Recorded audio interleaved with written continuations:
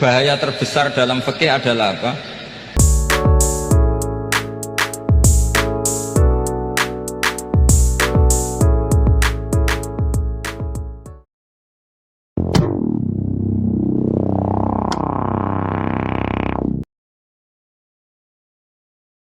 Bahaya terbesar dalam fikih adalah apa?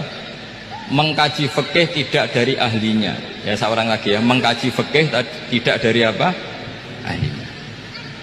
Nah, kenapa demikian? Begini, saya beri contoh.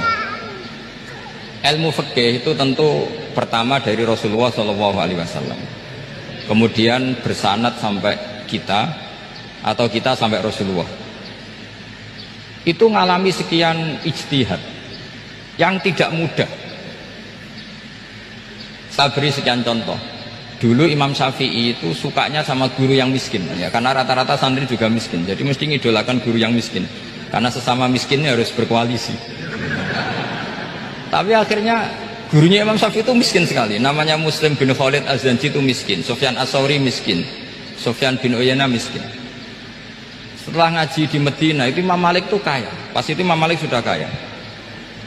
Setiap ketemu Imam Syafi'i dikasih uang. Sampai ketika Imam Malik itu bilang, kamu sudah alim, ilmu saya sudah habis, kamu ngaji sama yang lain. Sama siapa?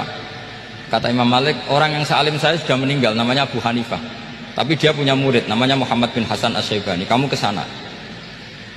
Terus Imam Malik datang ke Baki. Dulu Baki itu pasar rental, ya Grab lah kita sekarang itu. Mengumumkan, siapa kafilah yang mau ke Irak? Kita ya Imam Malik, dibayari sama Imam Malik, ini yang antar ke Irak, ke Muhammad bin Hasan Asy-Syaibani.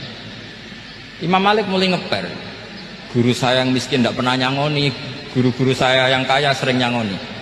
Mulai memasalahkan kiai miskin gitu, kira-kira seperti itu, mulai masalah gitu. Setelah datang ke Irak di Muhammad bin Hasan Asy-Syaibani itu si Muhammad bin Hasan Asy-Syaibani itu kalau ngitung uang itu di meja tamu.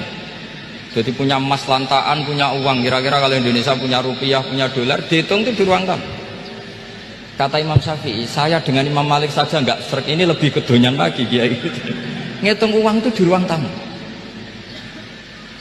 Terus akhirnya si Muhammad bin Hasan Asy-Syaibani ini ahlul usul, dia pakar usul. Kamu heran sama saya? Iya, kiai kok kedonyan?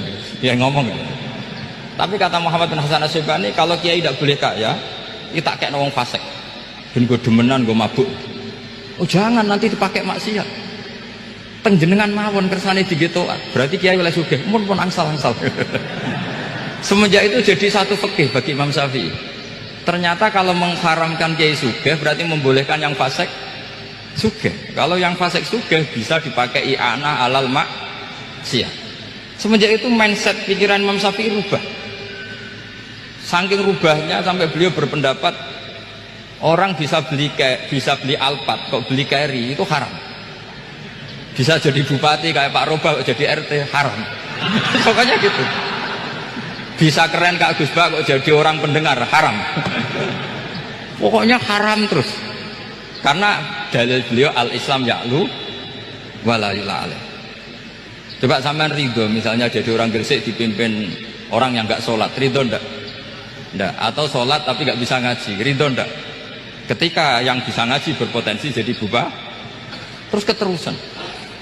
Karena Imam Syafi'i keterusan, ya umatnya keterusan. Akhirnya orang-orang Syafi'i itu politikus rata-rata.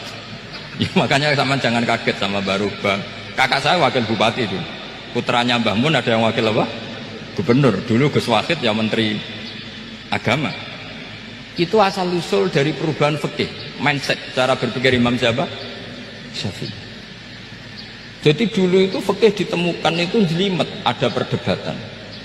Itu tidak hanya pada level ulama, pada level Nabi pun ada perdebatan.